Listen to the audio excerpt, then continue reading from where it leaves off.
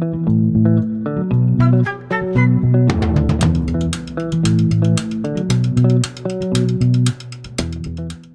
to ReFocus, a podcast that helps you find your focus to build a thriving creative career in the music industry. I'm your host, Rosalyn Dennett.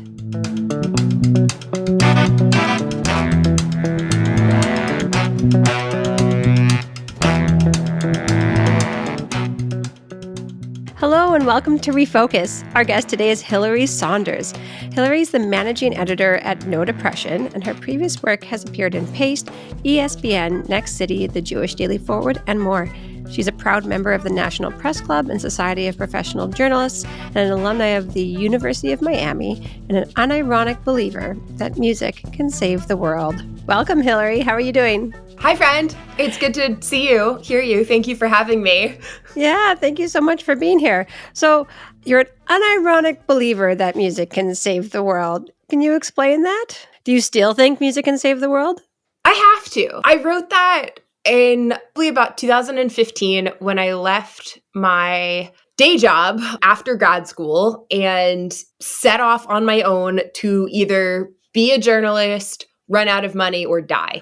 And luckily, I was able to fund being a journalist and have journalism and storytelling be a career.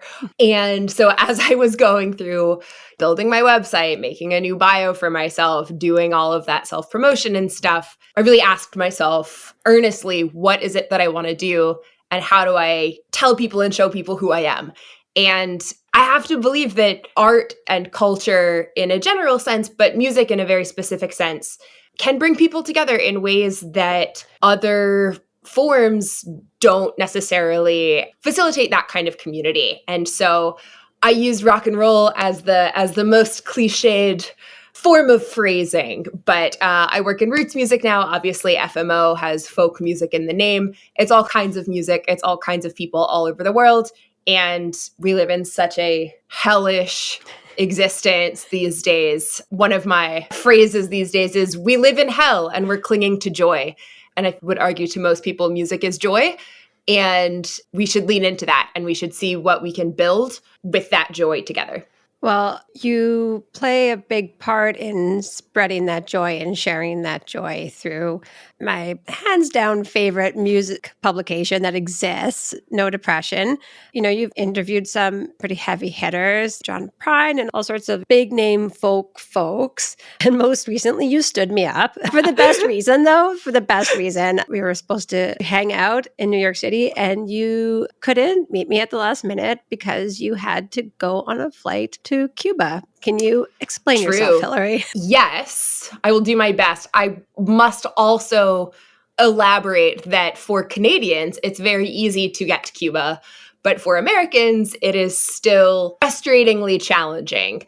And I begged and bullied my way into Trombone Shorty, the Trombone Shorty Foundation, and Sema Funk on the second annual Havana Funk Expedition, which is a cross-cultural musical exchange highlighting the shared roots between New Orleans and Havana. And was able to cover that trip, which was 4 nights and 5 days, filled with music from all of these professional musicians, including the ones I just mentioned, and so many other guests from New Orleans and from Havana, as well as student musicians from New Orleans who were able to come down through the Trombone Shorty Foundation, as well as an entire music school full of students in Havana. And they learned from each other, with each other. Most could not speak each other's languages. And it was truly one of the most powerful experiences of my life. I lived in Miami a long time. Miami is basically home. And so I had been wanting to go to Cuba and see this and learn about this and experience this for a very long time. But because of politics, it really wasn't possible, or it was so incredibly challenging. And compared to various points in my career, it just wasn't professionally possible. And so to be able to do that and to report that story with the curiosity, the care, the dignity, the open-mindedness, but the presumed ideal of objectivity that we strive for in journalism. It was just one of the highlights of my career. And that story literally went live this morning. Check it out online at nodepression.com and also subscribe to No Depression so that you can get a different version in print in the journal with all of my original photos as well. The artwork in the journal is incredible. And also, I probably should have mentioned in my explanation of No Depression and pitch on why everyone should subscribe is because we're published by a nonprofit, the Fresh Grass Foundation. Canadian audiences probably won't know or care, but in the US, it's a 501c3 designation, which just shows it is a not-for-profit. It is independent journalism. And that means for people outside of media that we're not beholden to anyone or anything or any sort of funding. It means that we can focus solely on the story for the sake of the story and the mission of the foundation, which is to preserve, protect, create, share innovative grassroots music. I highly recommend it. Speaking of the story, we were so lucky to have you in to speak at the 2022 Folk Music Ontario conference. It was a real pleasure to have you there. And you spoke on a workshop called What's the Story? Uncovering the lead in your bio. And like lead, LEDE. I looked up the meaning of it just for the... I noticed and I was impressed. Thank you. Thank you. Writing workshop titles is like 30% of my job. It's hard. It's like writing headlines and stuff in journalism. And thank goodness for our assistant editor because she is very good at that. You explain to me what a lead is and what that means to like uncover the lead. So the lead is your intro, your hook, the first thing of your story that really grabs people and makes them interested in whatever you're about to say for, 300 to 3,000 words. And the spelling is like an old school print news journalism thing from like printing press days. In terms of like media lingo, the lead in your story as a folk musician needs to be why I and other media members and other listeners should check out your music. Because the sad state of it is that in the music industry these days, you not only need to have like music that slaps, you need to have a great story. And so the purpose of the panel was to try to connect those dots and offer some tips on how to get to the root or the heart of your own story as a musician. It's definitely applicable to every single musician out there, but I think even there's broader implications, I think, for this kind of discussion because it applies to industry folks writing their bios for a panel. It applies to even thinking about a cover letter, or if you're a coffee roaster and telling the story of your roastery, like many industries at least, it's really helpful to have that story. Absolutely. What do you think gets in the way of people telling an authentic story for themselves? My immediate answer was fear and ego. That tracks. Overwhelm, I think, is another. And compromise in trying to compare oneself with someone who's already deeply embedded in popular culture. So let's look at those first two words you said, fear and ego. Are those complementary or are those conflicting things? Give me an example of how fear can hold people back from telling a good story. I think particularly with musicians or creative folks, creative professionals, and I think particularly among women and other people whose identities are often marginalized, we can start to feel small about ourselves. And that can manifest in the way that we talk about ourselves or the way that we take up space when we are on stage. And so that kind of external fear becomes internalized. And it's hard to talk about ourselves in big, proud, complimentary ways. And then ego. How can the ego affect? You obviously have to think you're the shit to write a good bio about yourself. It's why so many people outsource their bios because of a combination of fear and ego, I would argue.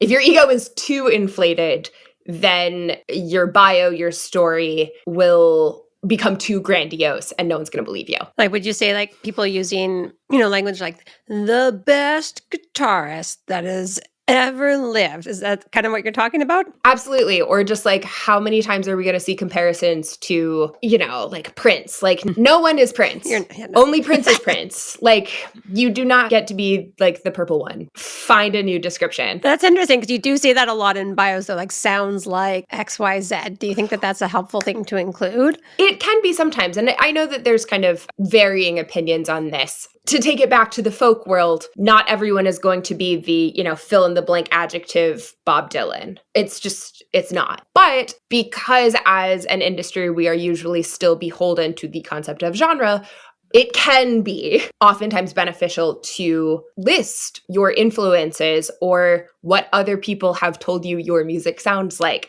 just as reference points so that you can go on to tell your story in greater detail. Let's say we were to map out, like I'm thinking like when you were assigned in high school for the first time, like how to write an essay, and there's like, here's your intro and then your 3 blocks and then your conclusion. For obviously there's short, medium, long bios. Would you describe a certain flow or kind of structure that you've seen that really works? So first, to clarify, I went to a pretentious private school in the United States, and my first serious writing classes were in 6th grade, not high school, which also meant that I was writing for the student newspaper since about then, and for the daily newspaper since middle school. So this goes back to, like, you got to have some sense of ego, but you got to keep it in check.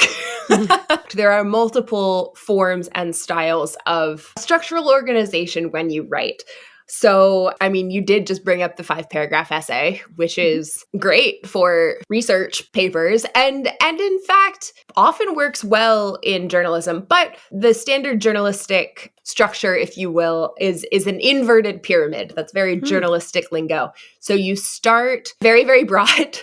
And then you work down and get more and more specific until you're at the very end of your story, which is like, if someone just stops reading the news in the first 2 paragraphs, you're going to get the overall gist of what the whole story is about. And that's also a structure that could work quite well for a band bio. I'll also say that I write band bios, so I'm quite familiar with doing this. And when I am on the writing side of that process, what I like to do is talk to the bands, talk to the makers themselves, but also talk to, if I have the opportunity, if the musicians have this network around them, the label or the manager or the PR team, and really see kind of what they want me to know in advance. And then I can ask the musicians, the makers, more specific and pointed questions. And yeah, a lot of those questions are not just like, well, what's the inspiration behind this song? It's like, who are you? What was going on in your life when you were writing these songs? Where did you make these songs? Did you record them in a place that was really special to you? Why was that special? And it's always an interesting balance because a lot of musicians want to, for very good reasons, protect a lot of their own heart, a lot of their own privacy, and, really establish those sort of boundaries between work and life. But at the same time, for readers, for listeners, for audiences, the art becomes that much more powerful when we have even just a window into that authentic representation. That's interesting. I find, and this is something that's come up fairly often when I've worked with people on bios, where the lead is buried. The part where there's that little spark and you go like, oh, that's a unique thing, is like, is buried deep, deep, deep down in the bio when it should be on top. And I say should, but like sometimes you just don't have that objectivity of knowing like, was that an interesting bit? Like an example that's tied into the show that I can think of is King Cardiac, who recorded the theme song, which is from his song Amsterdam. And when he was releasing, I can't remember if it was the song or some other song, it was mentioned like way down at the bottom that he had recorded it while living on a boat. Dope! On the River Thames in London. It was featured on Q with Tom Power. And like that was, there was like a 1-line thing. And like that was the 1 line that they chose to use to describe it. And I was like, oh, okay, I guess we buried the lead or whatever it was. I guess that Absolutely. that was the bit that made it unique. So how can people avoid that? Like how can people uncover that little sparkle in their own story? It's kind of a hard one. My normal response is for musicians who have a team around them, infrastructure, if you will, around them, that's what their jobs are, is to help you as a musician isolate and share that.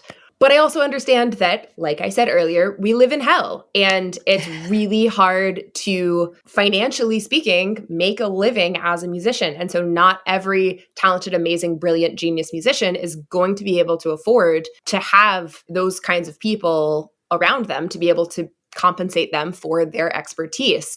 So in that case, I would just recommend talking to your friends, talking to your bandmates. You know, if you're writing this yourself, if you're telling your own story, fine, great. I know so many people who are so multidisciplinarily talented, but make sure that other people read this bio, this summary, read your story and be like, oh, hell yeah, that's exactly who you are and what you do. And if you get people who are like, what? Or, bro, that's boring, ask yourself more questions. Again, I'm a journalist, so it's typically a good way to do things is ask yourself questions. It's the who, what, when, where, why, and how. I wonder also if it's sometimes taking it even like outside of the industry, can be sometimes helpful because we're so wrapped up in our own bubbles in our communities, whereas sometimes, doing the wacky thing is just normal because we're all doing the wacky thing.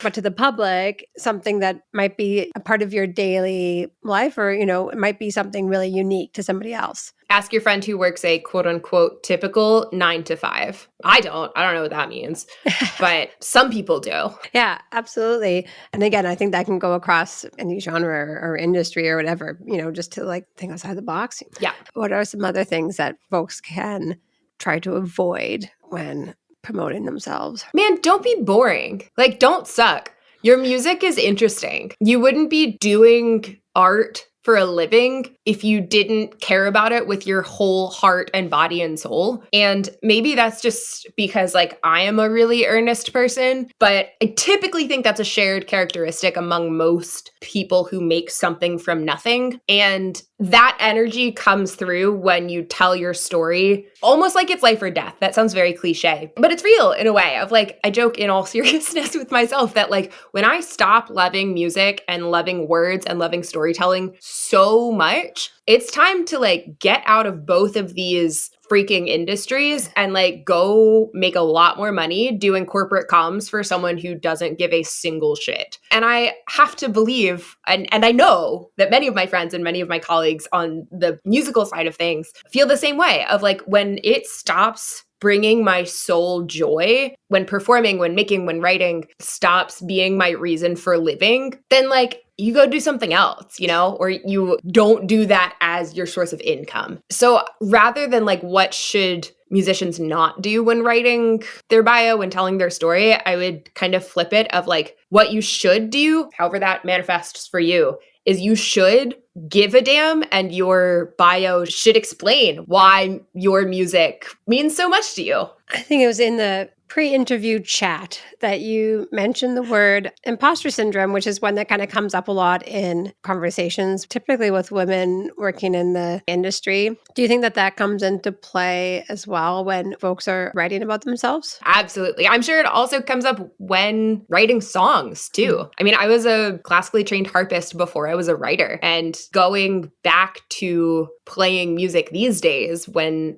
I spend more time in front of my laptop than my instruments, the imposter syndrome is so real. But even when I sit down to write, especially after editing for so long, there are different skill sets, it's like, oh my God, do I even know how to do this anymore? So I absolutely think that a lot of musicians will feel those feels of imposter syndrome while writing. And sometimes I think the most important thing to do is write through it. Just put pen to paper or, use the very old school pointer finger tap, tap, tap on your keyboard and just get like letters on a page. And that's where my editing brain kind of comes in, is like, once you have something, you can shape it into the David sculpture that it needs to be. And, again, it's the same in songwriting too. Like, you're the primary songwriter of your group, for example, and you work out something and you got all your verses are down and your chorus is still like kind of funky, and you bring it to the rest of your band and they're like, oh yeah, well, I would change, this phrasing in the verses, but it's pretty much there. How about this idea that I've been working on for the chorus? And then it's like, holy shit, like we just made it like genius song happen. And that's why I think it's really important to involve your community, as well as, like you said earlier, to get perspective outside of your bubble and your community. And maybe that speaks to the ego a bit too, and like letting go of some of that ego to ask for help. Like, hey, can you look over this? Oh, so we're going into therapy now. Yes, cool. Yeah. It's the Refocus podcast / therapy hour. Cheaper than therapy. Hell yeah. Okay, but actually, maybe that is a good transition because so many musicians need therapy. But it's becoming more and more commonplace to talk about these sorts of things, and more organizations are being founded and becoming more vocal about health, healthcare, mental health in the music industry. So like Backline is a great example. Sweet Relief is another one. And I think Sweet Relief is US based and US centric, but I think Backline is pretty international, mostly just offering resources for like mental health and like self-care and some types of therapy and like cognitive behavioral like tips and tricks for musicians. Up here, we have the Unison Benevolent Fund, which is a great resource, free resource for musicians and folks working in the industry to access self-care, mental care relief in whatever way they need it.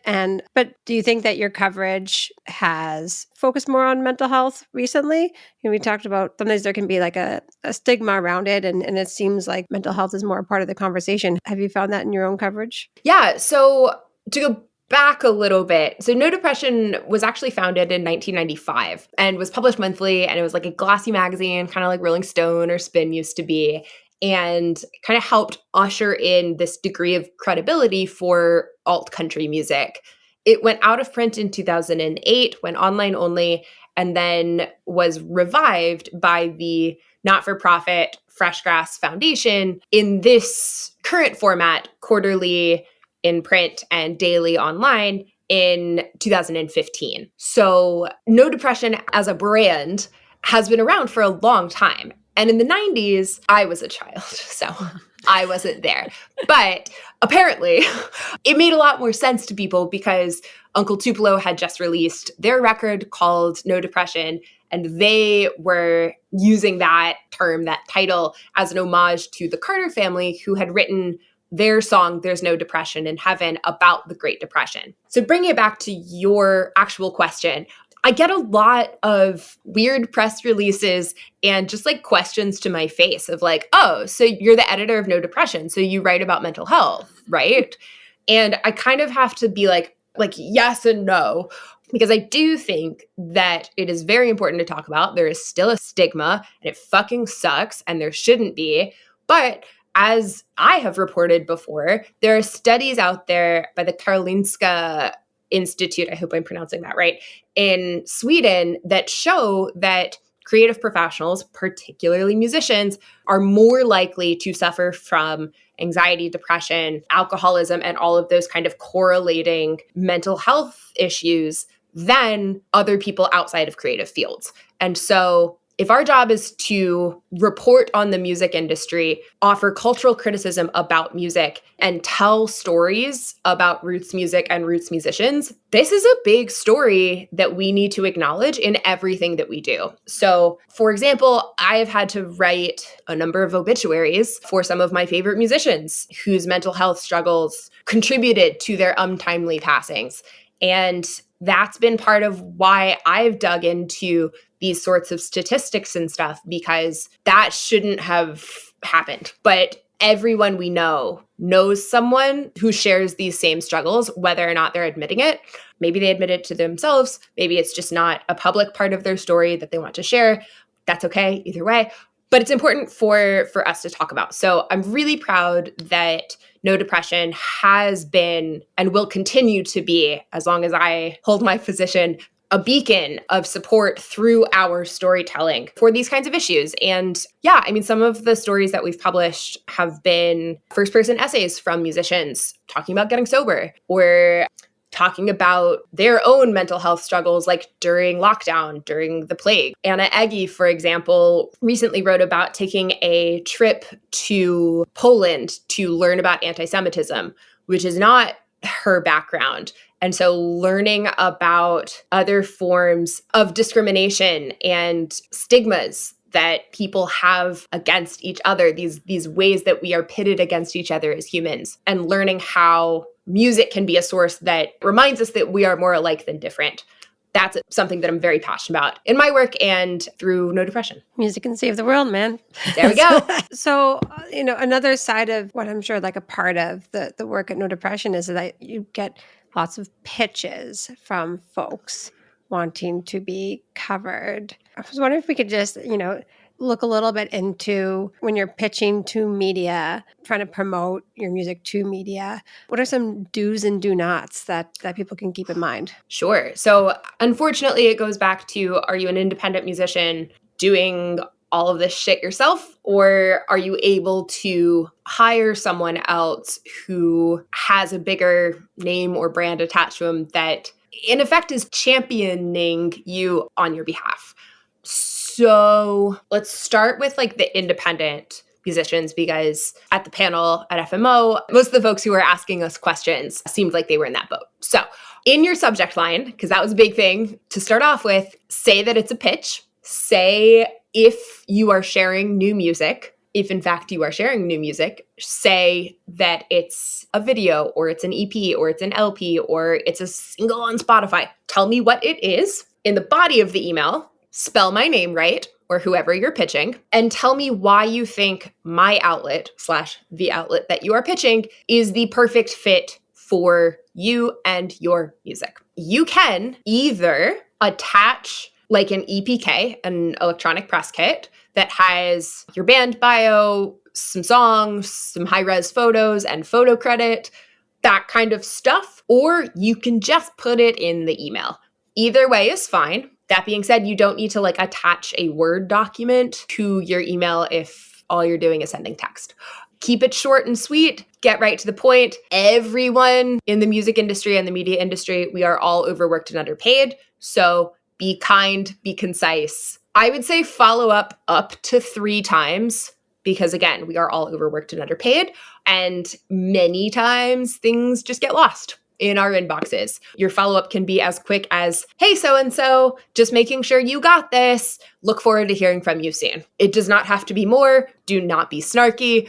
It's almost the same advice I give in terms of like how to write your bio. Like, just tell the story and be concise and be kind. I would say it is often easier if you want to include an EPK to create like a secret page on your website so that it's just a link to somewhere rather than something that the writer or the editor has to download and then find in their downloads folder and then open. And then, if it's not a good fit or whatever, then you have to go back and find those files and then you have to delete them and So a link is helpful, but we're not all technical geniuses, so it's fine. Do you have anything to maybe comment on then, taking it real small scale, like for something like social media and how people kind of present their story on their social media feeds? Does that play into what we've been talking about when sharing your story in your bio? Definitely. Man, social media is hard these days. I have barely used my Twitter because it's been such a shit show lately. Twitter used to be my platform. I was like, I got that blue check mark years ago, and now it's like, anyway, I digress. Yeah, social media is such an interesting one because it is now a source of revenue. It's now a source of going viral, but going viral doesn't necessarily equate to record sales. I would argue that it's similar in concept to what I was saying, again, about the storytelling of it, of using your social media to offer a slight personal window into your own world and your own reality, but offering enough of a buffer and a boundary that you don't lose yourself in the vortex and in the superficiality of it all. And also just your own time, not in a time as money kind of way, but in a time as self-care kind of way. This is a bit tangential, but hopefully relevant. I was talking with a friend who's a musician and a touring musician the other day, and they were telling me about how joyful it is to just like be on the road, grab their instruments. It's like just musician and tour manager, not even in a van, just like in a sedan and just like going. And there's so much freedom in that, but there's also that shit's hard, dude. So I've driven across the United States twice. I've spent almost like about 2 months driving cross country, doing like the feminist Jack Kerouac dream. And it's the adventure of a lifetime. And it's also so challenging, like so hard. So in talking to my friend, they're trying to remember and remind themselves to make that space, to have that voice in the back of their head be like, did you sit down today? Did you take a break? And being on social media all the time detracts from that time to yourself to recover from the grind, the gruelingness of the road. So that's my tirade on social media. But I think that that's a really interesting point to make, that when you have those like precious moments of me time, I think that's a hard realization to make that a lot of people don't, not to sound preachy, but if you're on social media during that me time, it isn't. Now it's like time comparing yourselves to other people and consuming other people's content and being advertised to and all the stuff. It's definitely not like reflective. Or it's just giving more and more and more of yourself to the faceless void. And maybe they don't need that of you. And how can you kind of fill your own creativity and your own sense of self to keep writing and keep performing if you're always giving?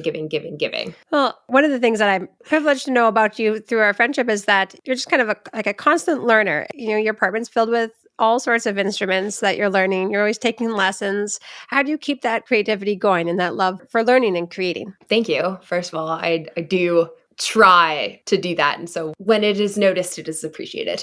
I think it goes back to kind of like why I'm a journalist and why I'm a storyteller is I love to learn. Like there are 8.5 billion people on the spinning rock in space and everyone has a story. Isn't that wild? Isn't that cool? It's really overwhelming. And sometimes I have to, sit down and shut up and like, But again, it all kind of feeds back into this idea that like humans are more alike than different. And so if I can, improve my Spanish and communicate with that many more people, or if I can learn piano after being classically trained as a harpist for 14 years, then I can hang with like the coolest piano players on earth. If I read, I'm like, I don't know, what am I reading right now? The last book that I bought is called How Basketball Can Save the World. And it basically takes lessons from basketball and then adapts it to like real life. So whether it's like specific schemes of playing sports or big kind of like sociological concepts. And we can just love on Kyle Lowry for going from Toronto to my Miami Heat. Yeah. And you and I were brought together through our love for Kyle. Exactly. So yeah, I love to learn. Are there any practices that you do in writing that keep you kind of flowing? Oh, I'm a bad example there. When I was listing out my kind of like, I have another friend who has this beautiful practice and tradition of at the end of each year, writing one list that says, this year was rich in, and then filling in the blanks. And then I want this next year to be rich in. So we were like working on this exercise together. And it's been a recurrent goal of mine to establish a better free writing practice.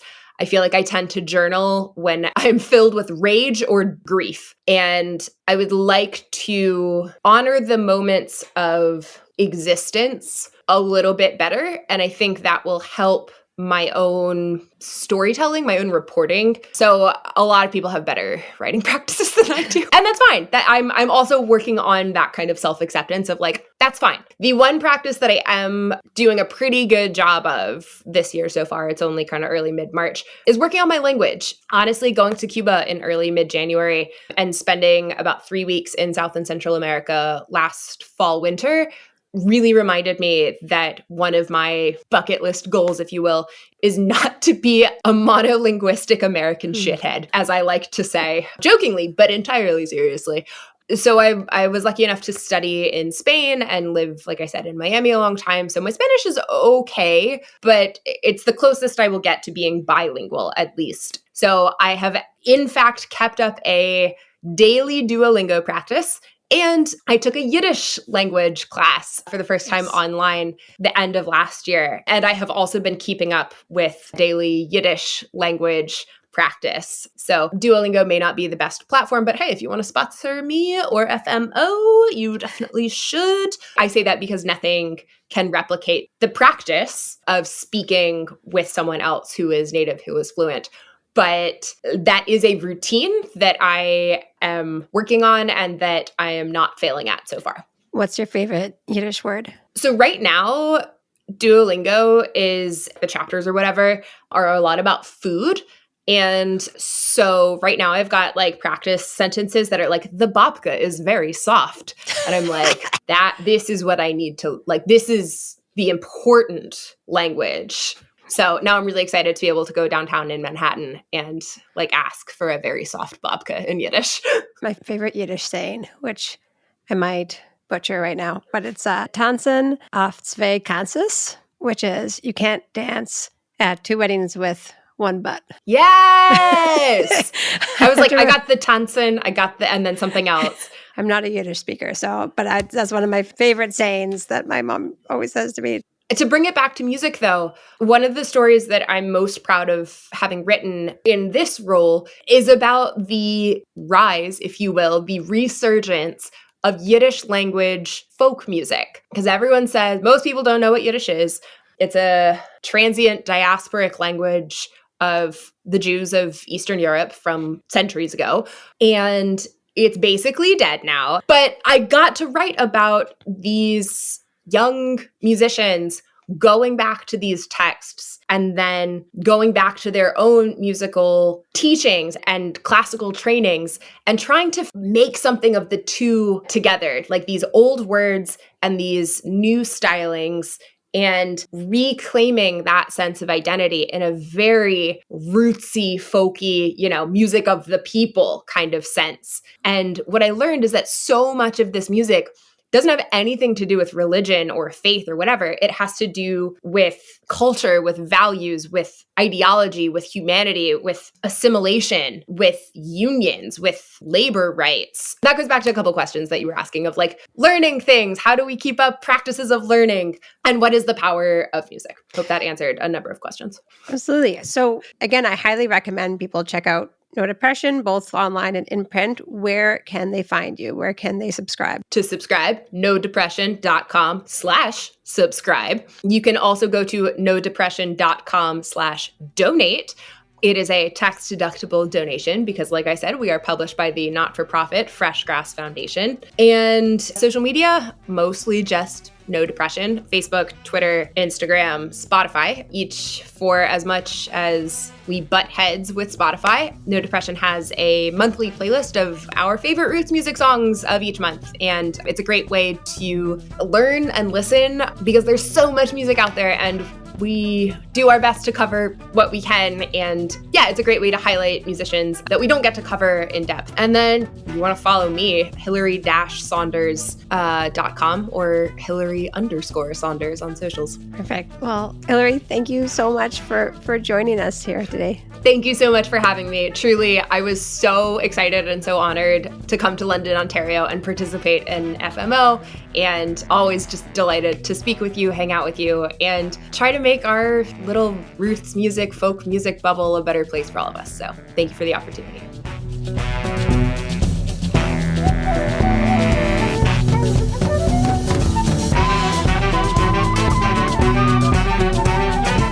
That's it for this episode of ReFolkus.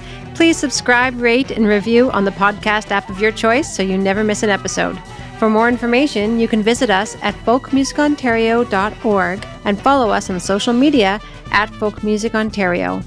This ReFolkus session is brought to you through the generous support of the Department of Canadian Heritage.